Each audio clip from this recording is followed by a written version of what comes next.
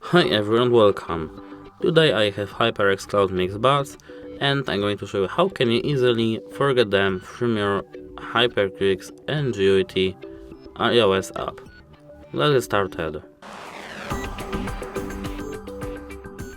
There is no such option in your app, so we have to just hold our finger on our app and just uninstall it. Delete app. Delete. Now we have to unpair our headphones, so we have to go into settings and now my devices. We have to click this info button over there and forget device and forget. That's it. Hope you liked it. Like and subscribe for other these types of videos. Hope it helps you.